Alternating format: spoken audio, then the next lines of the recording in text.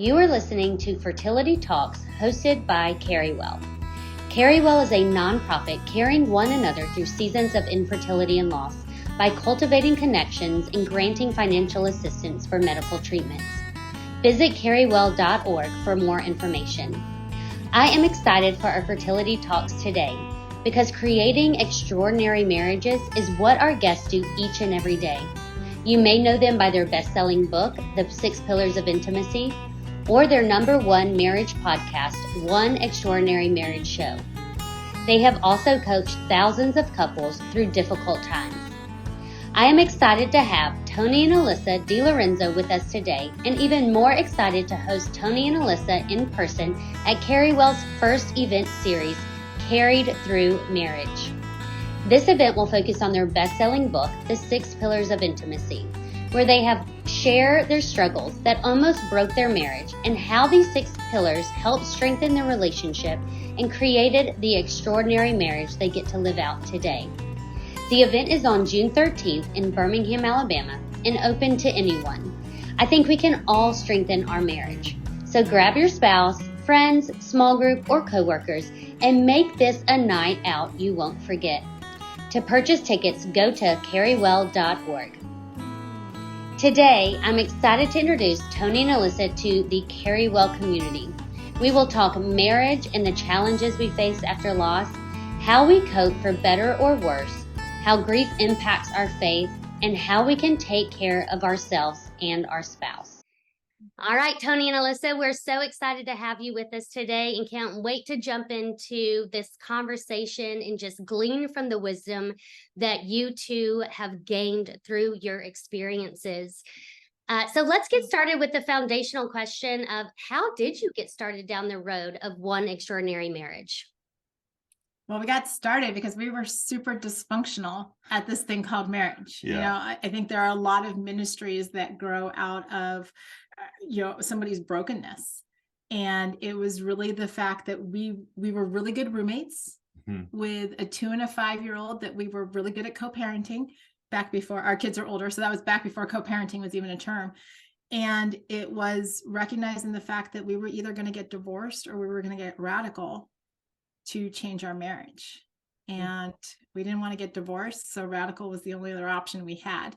Yeah. And so that happened at year 11. We've been married 26 years now. And so we have seen the transformation of stepping in, being intentional, taking action, and growing to have an extraordinary marriage. And we've been blessed to be able to share with many, many others at this point in time. You're so right. A lot of businesses and organizations, ministries are built upon our brokenness. And it's so true on how CARRYWELL came to be as well. So often our hardest trials become our greatest testimony. And I'm just thankful that, you and Tony get to live it out, and CARRYWELL, we get to live it out by helping those and comforting those that we understand what they're walking through. So beyond the books that you guys have written, which I've been privileged to be able to read your new book on conflict resolution, which I have already implemented, and thank you guys for writing that. It's so handy and so easy to read and makes it so easy to really define, what's making us get into conflict and being able to do it in a healthy way. So if you guys are out there and need conflict resolution, it goes with the 6 Pillars of Intimacy. Check it out on Amazon. But you guys also serve thousands of couples around the U.S. And so tell us a little bit about your couples coaching. As we begin to step into this and helping couples, just realize that one voice, and especially Alisa's voice, the prophetic voice that she has to speak into marriages, help them to see what's going on.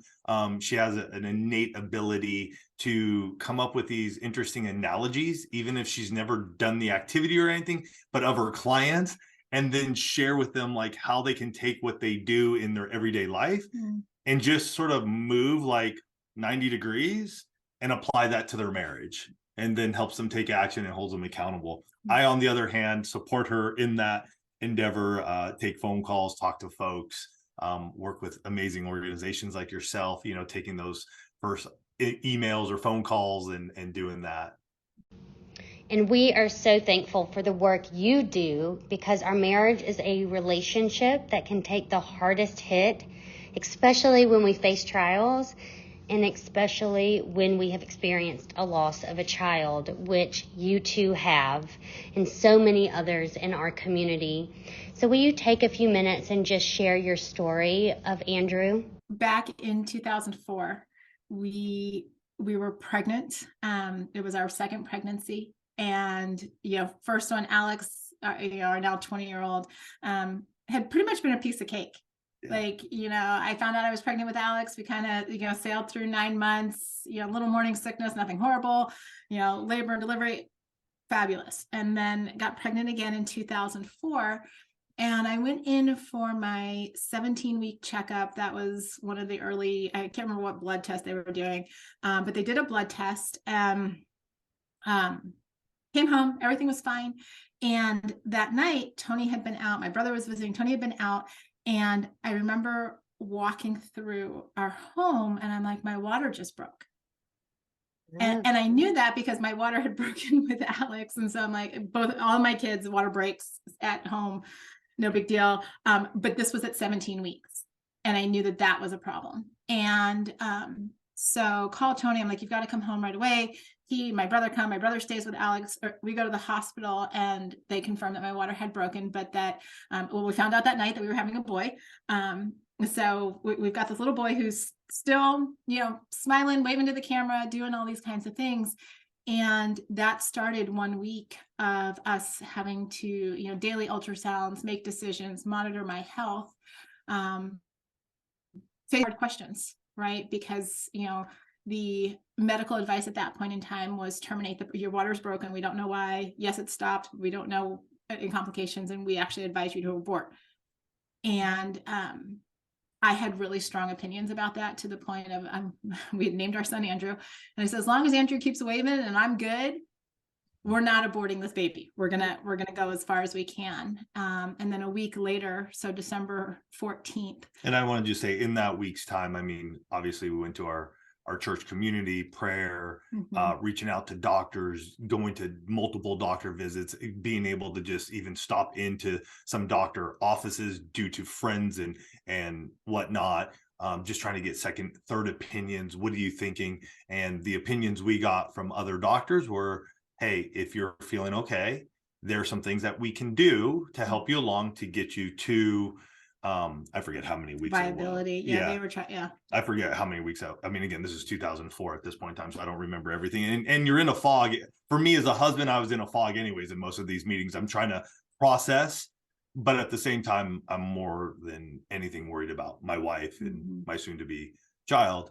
And so we got those opinions, and so we decided at that point in time to tell our doctor that we are going to stay the course, where we feel like Andrew will make it through, and we're gonna stick to this, to his dismay and frustration, I will say. But we had to stand up to him and just go, no, this is our choice. It's Alisa's body. This is what we're doing. So a week after that blood work, that kind of, I'm not blaming the blood work, that's just the benchmark in time, was Alex's second birthday. So we have Alex's birthday and we celebrate him. And that night we go to bed, and I was pretty much certain that I was having contractions, but I didn't want to say anything. So December 13th is Alex's birthday. December 14th, I wake up and I'm definitely having contractions. And I call the doctor, and he says, you need to go to the hospital. Yeah. And I remember being placed on a labor and delivery ward.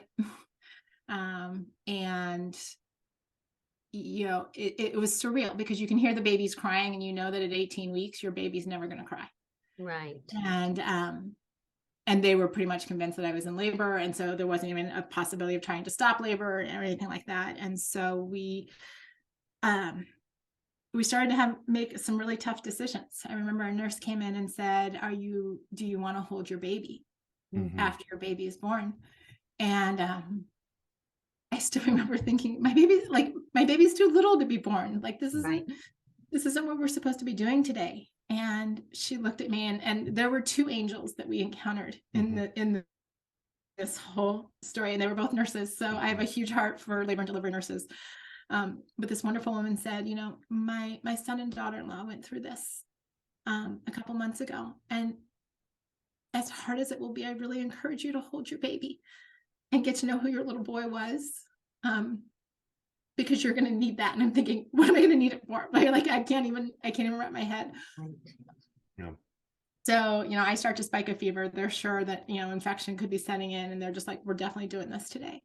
And my doctor checks me before he, you know, goes home, and gets called back at 7:30. And I know there are a lot of wonderful obstetricians out there. I've had two of them. He was not one of them, because he actually had the nerve to say in that moment, we really could have scheduled this and I wouldn't have had to come back. Oh no. And I just remember looking at him, I'm like, get in and get out. Like, do whatever you got to do. But that's when we encountered the second angel, because this wonderful nurse leaned in my ear, and she said to me, God's got your baby. Yeah. Like, whatever happens, God's got your baby. And I just remember looking at her, because I'm like, okay, here we go. And yeah, Andrew was born, and never took a breath. At 18 weeks, he was too little. Right. And that was a week or 11 days before Christmas that year. And Tony's cousin had just had twins the week before.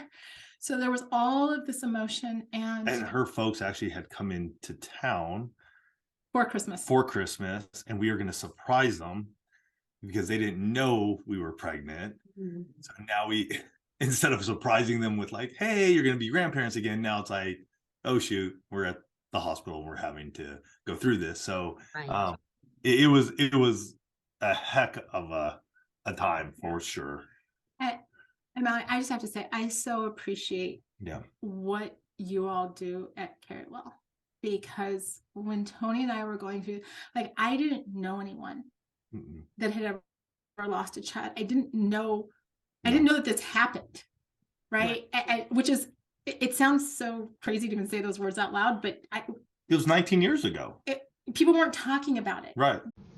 You're so right. It wasn't talked about. And I'm so thankful that it is being talked about now, that people are more open to sharing their story, to bringing people in and helping them through this time and not being so isolated. And I'm so thankful that CARRYWELL does exist just for that, that we are here to comfort and encourage and support and pray with those that are facing the most devastating circumstances and the loss of a child, or those disappointments of they're not sure if they will ever have a child. And so I'm grateful that I can be part of CARRYWELL, and that CARRYWELL exists today for couples like yourself that need that support and need to know that they're not in this alone. And I love how God just put people in your path when you need them the most, that can hold your hand through the hardest day of your life and speak truth into your circumstances. And so I just love how he works, and he takes care of us through those difficult times. So Tony, talk to me about how you worked through your grief, and how did you support Alisa through it? I'm going to start with what I would do today. Okay. Because what we did, I wouldn't advise to anybody, period. I just wouldn't. Right. But I want to share that story because it's truth, and it's what we did. And we're still here. 26 years married. Amen. Loving our lives. We live the extraordinary marriage that we want to live. What I would do now is, one, I would get grief counseling. Grief is real. And I didn't realize that, because you're in a fog, right? And after losing my dad 6 years ago, that's when I realized, like, when things like this happen, you got to get this stuff out. You have to let the hurts and the pains that you're feeling of this loss. We want to do that with our spouse because they're there, and yet they are bearing a lot of weight as well. And so I seriously advise folks, go get help. Go to a grief counselor who can walk you through the stages of grief. So that way you can be there for your spouse, and they need to go through that as well. And in different times. But for myself, if this were to happen to me now, or if I had to walk through this with one of my children, I would be the first to be like, let's get grief counseling, because that's where we need to be. What we did at the time wasn't helpful, and it wasn't healthy, because we were isolated. We didn't have community that we could really talk to. Our church family that we had was what Alisa said. Thank God he's in the hands of Jesus now, and we're going to just sort of not talk about it. And that's why we do on our show, the One Extraordinary Marriage Show, talk about these things so that people don't feel alone. We were lonely. We were isolated. Alisa went into a depression, which that 19 years ago, again, something we didn't talk about. Mental illness wasn't something you talked about. So she's in her own place. We have a 2-year-old Alex. And it's just, man, you're doing everything to just stay above water. And it was a fight for 2 years. Just, okay, we're going to get through this. We were just two really stubborn people who didn't know how to, we didn't know how to cope. We didn't know how to we cope. Didn't even realize, and again, it's why I'm so grateful for CARRYWELL. We didn't realize what we didn't know. We didn't know how dysfunctional we were. We didn't know how much we were dealing with, and the emotions that were a lot of grief, but showed up as anger or disconnect, because Tony got really angry. And he was really good at not showing me the anger, but we had a 2-year-old in the house who wasn't exactly, I mean, he was 2. Right. And so Alex bore the brunt of a lot of anger, and that caused a lot of disconnect between the two of us. And I protected her by not allowing parents, other people, to speak into her in a way that was going to just mess her up. In a way, I don't know what other word to say right now, but in ways that would just have her spiraling. And so parents calling, other people wanting to talk, I would buffer all that. So I would take all that and not even tell her, for the purpose that I didn't want her to spiral more. So I just sort of like, hey, so that's why I think even right now, it still hurts. Alisa and I have let this go many a times. We've talked about it many a times on our show in 13 years. But the hurt and the pain is real. And the crazy thing is, in that 2-year period, somehow we were able to connect sexually at least once to conceive our third child, Abby, who's now a 17-year-old. Because she was born a year later, but it is still quite a mystery to the two of us. Like how that happened, because I don't remember, there's no memory of having any type of sexual intimacy with Tony for a really long period of time. And then I was pregnant. It was Valentine's Day up in Warner Springs. Well, we think that, but it was one of those things, God blessed us with this incredible, well, she's now a young woman, she's 17 going on 18. But our healing really started the day that she was about 3 years old. Alex is 3 years older, so he was 6. And he just very offhandedly, one day, Mallory makes this comment at the kitchen table, as only kids can do. And he looks at Abby and he says, we have a brother in heaven. So first of all, I'm like making breakfast or something. I'm like, and my first thought is, he did not just say. And then, because our children have been raised in the church, she spins on me like only a 3-year-old girl full of sass can do, and says, how did he get to go to heaven first? Because heaven, like our children understood at a very young age, that heaven was this amazing, wonderful place that they would go. But she kind of felt like she'd gotten the short end of the stick by not getting to go first. And we were blessed by having a very curious 3-year-old who would ask us a lot of questions from that moment on about her brother and about heaven. And does he like macaroni and cheese, Mom? And does he play with God? And what does that look like? And go ahead.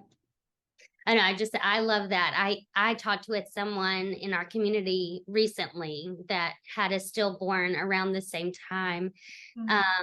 and, or six, this 16, 17 weeks. And that she has 3 children. And that's one of the ways they talk about the baby, and they all know. And when I went over there, the little one said, "Do you know I have a baby in heaven?" And it's very similar. And it's like, they want to talk about it, and they want to, they're so curious. And it does help, because our words are powerful, and we need to, surrender those and let those out, and not just hold that in. And I think that's why too, like you said, Tony, grief counseling is so important, because we don't bottle it in. We allow that to come out, but it can come out in a very beautiful way too. When we can talk about it with our children or with others. But I think that's great. So that's kind of kickstarted y'all's healing process with. Yeah, it took us about 3 years to even get there. Right. Because we were going through the motions, and it interestingly enough coincided with us starting to make our marriage a priority. Yeah, that's right. Getting back into this place of not being roommates, of not being, just functional, and getting into a place where it's like, what does extraordinary look like? What does it look like to remember that we are husband and wife? Because that's definitely something when you're going through the journey of infertility, infant loss, you can, sex, sexual intimacy can be, just all about the, hey, we got to do this right now, like we're trying to make a baby. And you can forget that there was a really meaningful relationship that launched all of this. You're absolutely right. And priorities are so important, and especially when we're walking a trial, and especially when infertility and loss. We can focus on what we desire in that moment, and the rest gets so out of whack.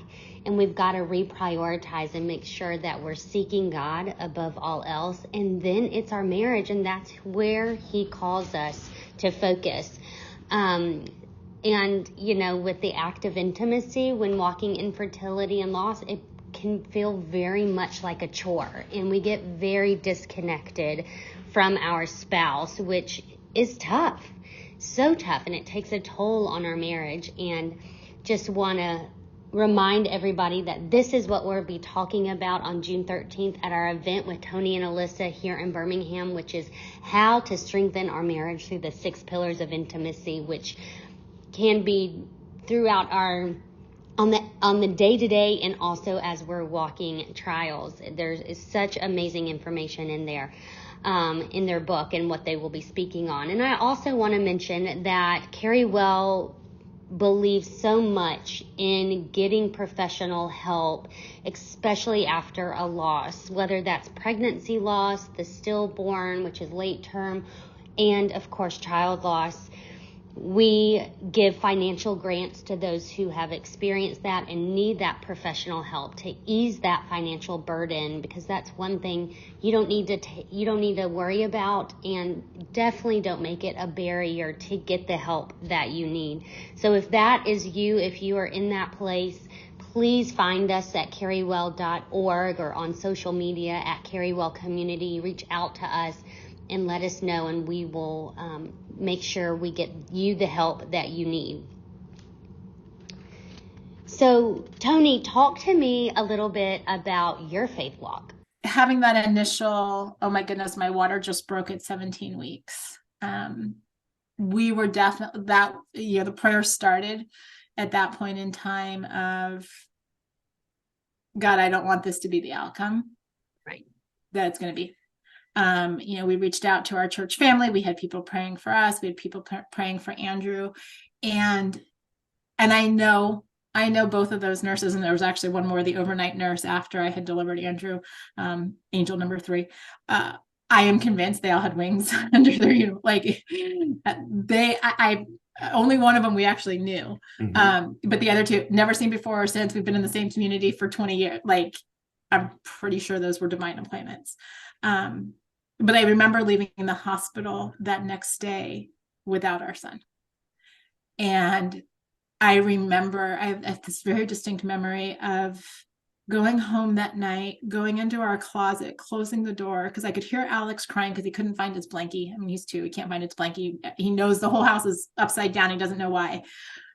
And I just remember crying out to God and going, God, he wants his blankie and all I want is my baby. Like that is still such a, like, it happened yesterday memory. Because and what I would say is, it's okay to cry out to God.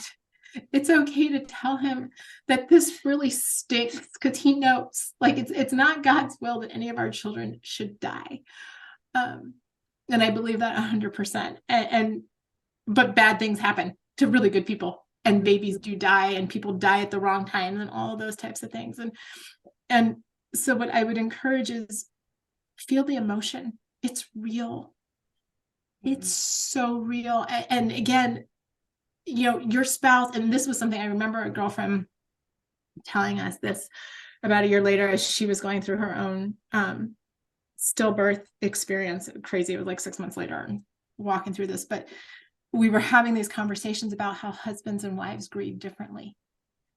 And nobody had ever said that to me, but I was like, well, shoot, that makes so much sense, because this journey that we'd been on and walking through that, like, I needed God to, like, I kept telling God, like, change Tony, like, do something, like, make him be who I need him to be. And being in this place, and it took years of conversations with God, of just saying, God, my heart is broken. Why did this happen to us? And then again, when you have that healing of a 3-year-old, it's like, so macaroni and cheese in heaven or hot dogs? That would be a question that my children would have to. Yes. and All I the think great God, things in life. absolutely, God answers and heals our hearts, not in the timing that we want it to be, but in his timing. And there, like, I look back, and God and Andrew's life has blessed so many, because we were willing to walk out that faith journey and wrestle with God and ask the hard questions and not get answers. So often we are afraid to walk it out because we don't want to live in the pain or the uncertainty of what the road will look like. But if we don't open our hearts to talk to God, and if we don't give him our hurt and our brokenness, then we're ultimately delaying what he can and will do in our lives, how he will help us heal and provide for us during this time.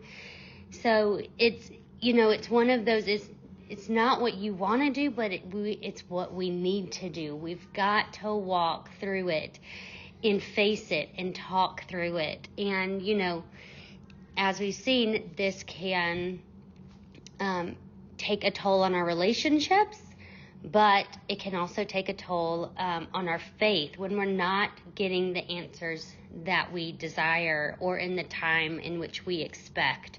And so, Tony, talk to us a little bit about your faith walk. Yeah, I think our expectations can dictate our breakthrough.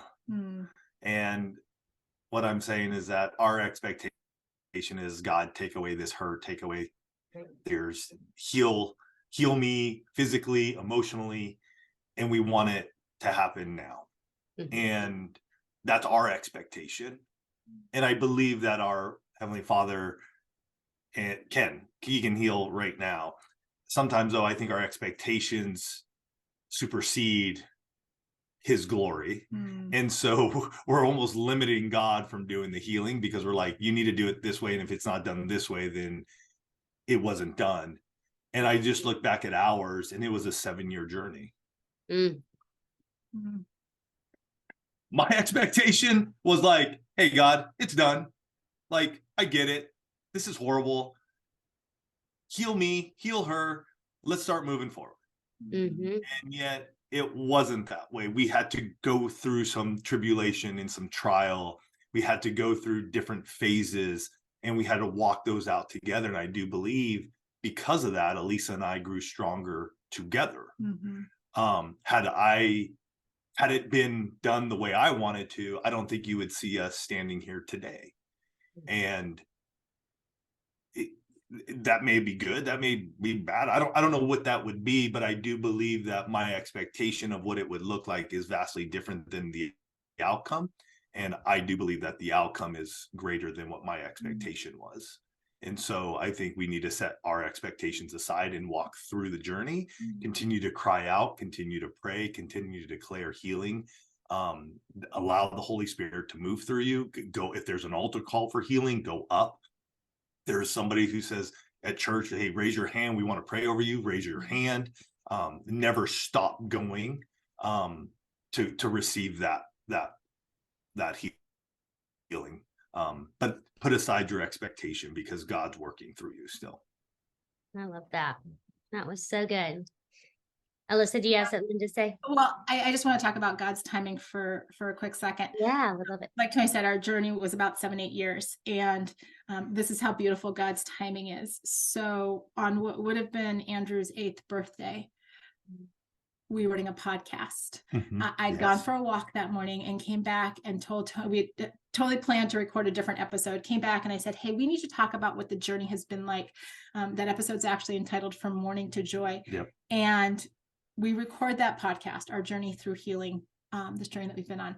We immediately right after we end the podcast, I'm on Facebook while Tony's, doing all the post-production stuff. And I start seeing all of these, oh my gosh, I can't believe this happened. The Sandy Hook school shooting had happened while we were recording that podcast episode, talking about the journey from mourning to joy. Oh my. So you talk about God's timing of using our story, that long journey, at the same time that there were parents. And I'm not saying child loss is the same for any of us. I'm not saying that at all. But we were recording an episode that would talk about a healing journey at the same time that there were all these families that were losing their children. God's timing is so good, even when we don't understand it. And there's purpose in it. In the timing, right? Just like, would you have wanted it to be shorter than 7 years? 100%. Absolutely. There's purpose in that timing, just like there's purpose in our children in their lives. I love that. I love that. That is beautiful. Well, guys, I have loved it. I feel like we could continue to talk. I have a gajillion more questions, but I will see you in a few short weeks here in Birmingham for Carried Through Marriage, which is going to be fantastic. So looking forward to it. And we will talk more on the 6 pillars of intimacy and how that has played a role in y'all's extraordinary marriage and how you implement that on a daily basis. So I cannot wait for that. So thank you guys so much for joining me today, and we'll see you June 13th.